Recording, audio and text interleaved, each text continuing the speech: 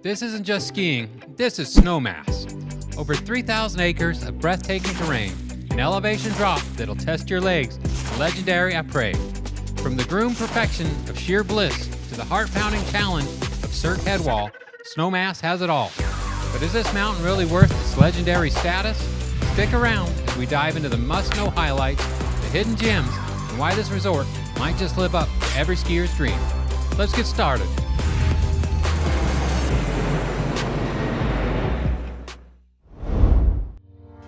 To get to Aspen, you fly into the conveniently located Aspen-Pitkin County Airport.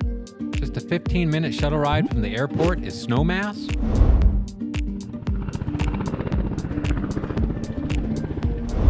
Coming in from Aspen, you see the airport on the left. A little further up, you see the main parking area of Brush Creek. As you're around the corner here, the next thing you'll see is the rodeo lot parking area, the Two Creeks base camp. After that's the Snowmass Village and Mall.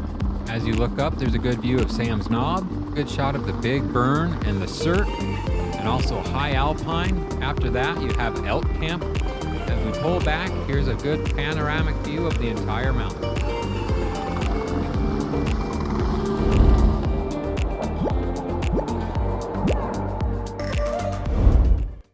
The stats for Snowmass are impressive for all levels of skiers, but perhaps a bit lacking for the newest skiers, with 5% easiest runs, 48% more difficult, 17% most difficult, and 30% expert.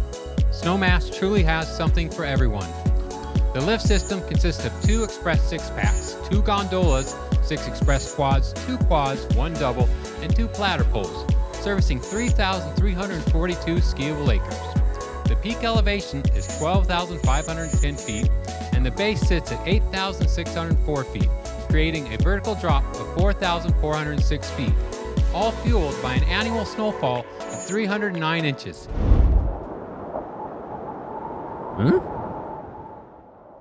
I like to split the mountain into 5 areas: Sam's Knob, Big Burn, High Alpine, Elk Camp, and Burnt Mountain Glades. Let's begin with Sam's Knob area. This is where the day will start for most skiers visiting Snowmass. It's a perfect spot to take a couple runs and warm up, whether you're a beginner or an expert. It's also where the park rats will find their paradise under the Coney Glade lift. Once you're feeling loose, work your way to Big Burn and take a run down the aptly named Sheer Bliss.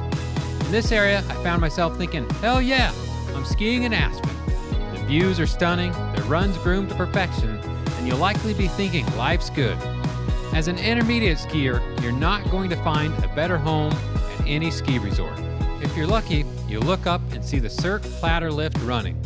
When the conditions are too windy or the snow is too thin, you might not feel that Rocky Mountain high.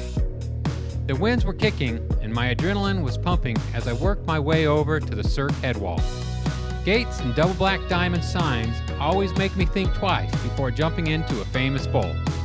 Once I dropped in, I realized this is a leisurely black diamond, nothing to fear. A fresh layer of powder had me feeling lucky. For a minute, I thought I was in a Warren Miller film. Do yourself a favor and stick to the right side of the run to catch the High Alpine chair. This is the best place on the mountain to beat the crowds and lap advanced runs. There's one hidden gem here I recommend nobody miss: Green Cabin. It looks a bit intimidating, heading skiers left to the chair, but you're rewarded with what might be the most gorgeous groomer I've ever experienced.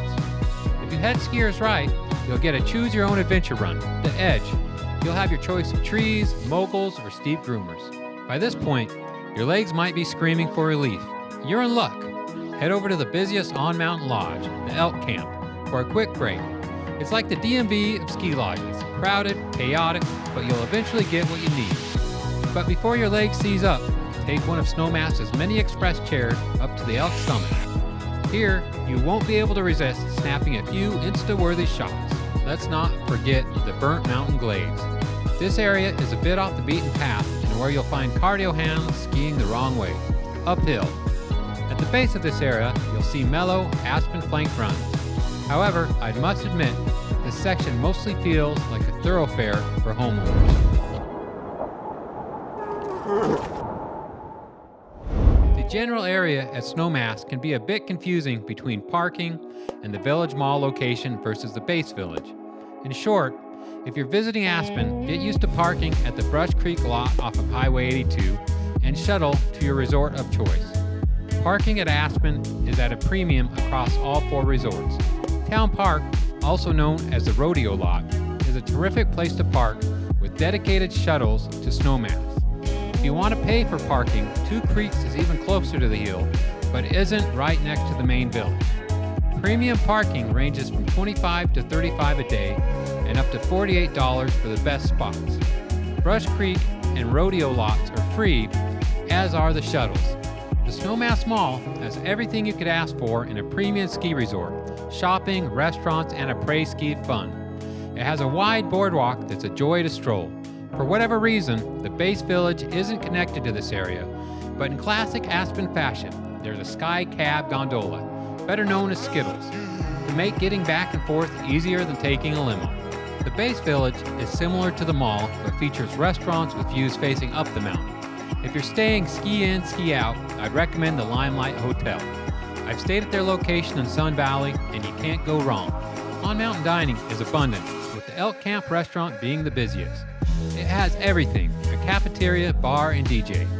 The lodge that impressed me the most was High Alpine, perched with a north-facing view. Sam's, at the peak of Sam's Knob, came highly recommended for its Italian food. Don't forget to check out Up for Pizza, famous for its pie and fresh-baked cookies, perfectly located just below the surf, because skiing and carbs go hand in hand. Truly, there are too many restaurants to list.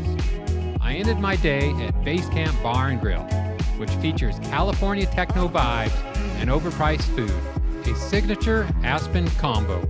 While I didn't fall in love with any of the on-mountain spots, I found a few gems nearby. Don't miss the Woody Creek Tavern, a former hangout of famous gonzo rider Hunter S. Thompson. Recently refurbished, it retains its charm and character. I stopped here nearly every night during my Aspen trip. It combines history, great food, and good vibes. For a quaint experience, head north to the picturesque town of Basalt.